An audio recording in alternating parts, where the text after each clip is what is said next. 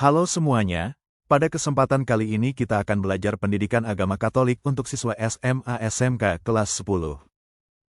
Materi yang akan kita pelajari adalah bab 1 manusia makhluk pribadi. Kita akan membahas tema aku pribadi yang unik dengan tujuan pembelajaran adalah peserta didik mampu memahami dirinya sebagai makhluk pribadi yang unik dengan segala kemampuan dan keterbatasannya, sehingga menerima diri dan bersyukur atas keberadaan dirinya sebagai manusia yang unik. Gagasan pokok pembelajaran ini adalah setiap manusia itu unik, unique atau unus sama dengan satu, tak ada satu orang pun yang mempunyai kesamaan dengan orang lain. Bahkan manusia kembar sekalipun selalu mempunyai perbedaan. Keunikan itu bisa diamati dari hal-hal fisik, psikis, bakat, kemampuan serta pengalaman-pengalaman yang dimilikinya. Keunikan diri itu merupakan anugerah yang menjadikan diri seseorang berbeda dan dapat dikenal dan diperlakukan secara khusus pula. Setiap orang mempunyai kekuatan dan keterbatasan. Tidak pernah ada di dunia ini manusia yang sempurna tanpa keterbatasan. Manusia yang paling kuat sekalipun pasti mempunyai keterbatasan. Sebaliknya, sekecil apapun keterbatasan kita, selalu ada kekuatan di baliknya. Meskipun pribadi kita tidak sempurna, namun pasti ada keunikan di dalamnya. Singkatnya, manusia adalah makhluk yang indah dan istimewa. Keistimewaan dan keagungan manusia ini hendaknya sungguh disadari oleh semua orang. Untuk melukiskan keistimewaan dan keagungan manusia itu, Kitab Suci Kejadian menceritakannya dengan indah sekali. 1. Waktu menciptakan manusia, Allah merencanakan dan menciptakannya menurut gambar dan rupanya. Menurut citranya, Kejadian, bab 1, ayat 26. 2. Allah menjadikan manusia berkuasa atas buatan Tuhan, segala-galanya telah diletakkan di bawah kakinya. Mazmur, bab 8, ayat 7. 3. Waktu menciptakan manusia, Allah seolah-olah perlu bekerja secara khusus. Tuhan Allah membentuk manusia dari debu dan tanah dan menghembuskan nafas hidup ke dalam hidungnya. Kejadian, bab 2, ayat 7. Bukankah manusia itu istimewa? Tuhan memperlakukan manusia secara khusus. Manusia sudah dipikirkan dan direncanakan oleh Tuhan sejak keabadian. Kehadiran manusia di bumi dipersiapkan dan diatur secara teliti dan mengagumkan. Manusia sungguh diperlakukan sebagai orang, sebagai pribadi, seperti Tuhan sendiri.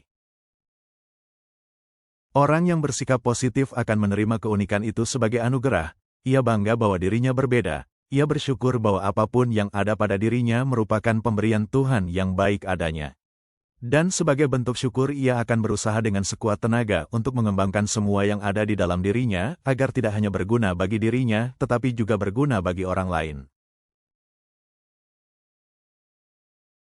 Setiap orang mempunyai kemampuan dan bakat-bakat dalam ukuran tertentu. Kemampuan dan bakat yang dimiliki seseorang seharusnya dikembangkan dan digunakan. Kemampuan dan bakat adalah anugerah Tuhan.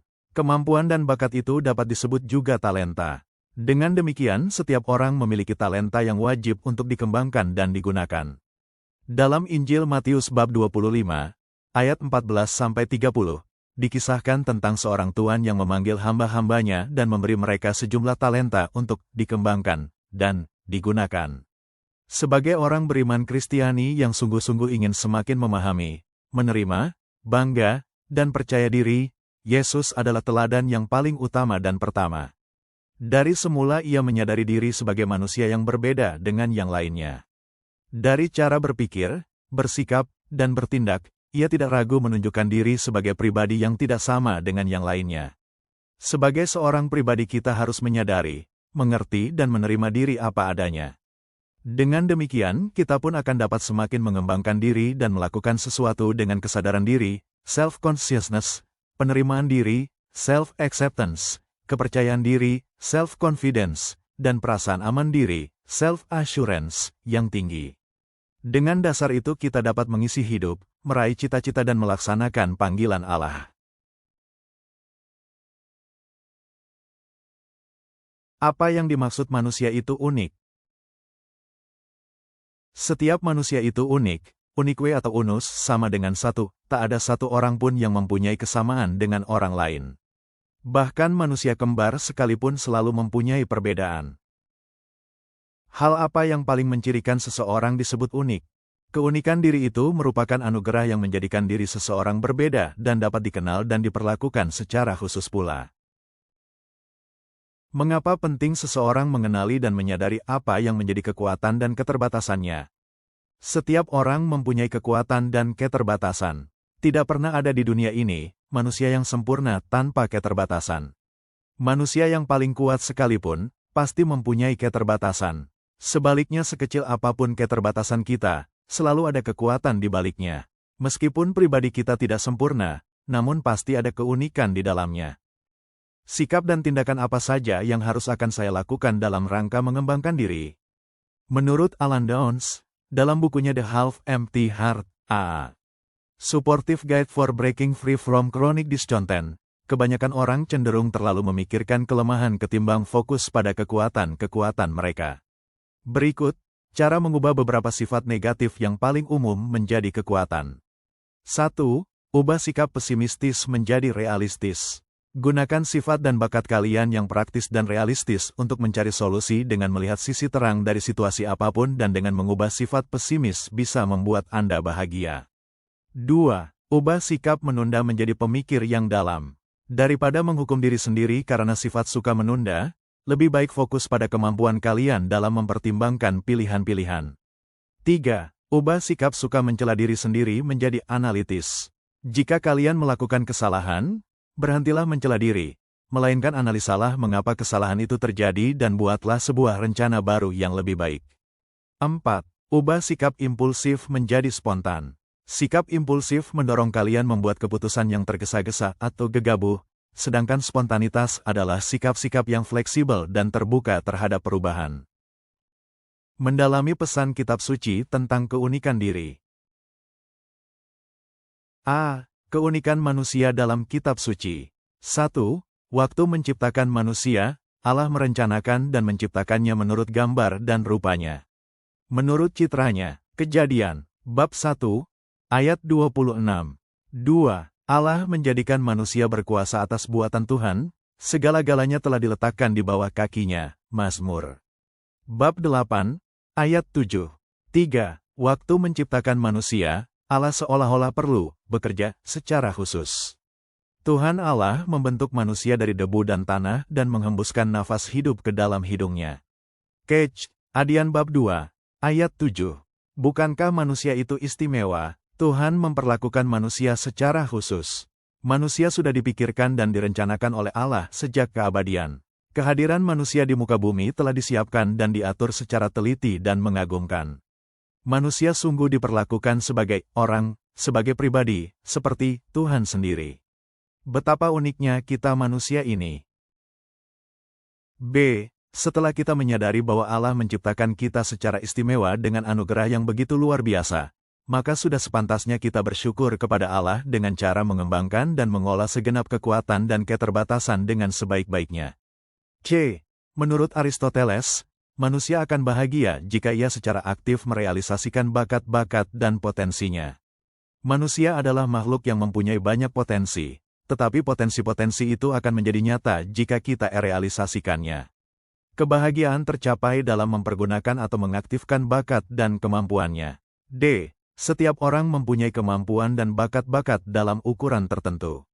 Kemampuan dan bakat yang dimiliki seseorang seharusnya dikembangkan dan digunakan. Kemampuan dan bakat adalah anugerah Tuhan, yang dalam kitab suci sering disebut talenta. Tuhan menghendaki agar talenta itu dikembangkan dan digunakan.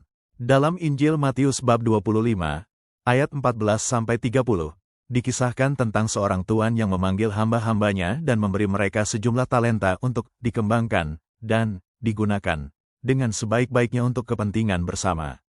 Ia pun menindak tegas kepada seorang hamba yang tidak mau mengembangkan talenta dan hanya memendamnya ke dalam tanah.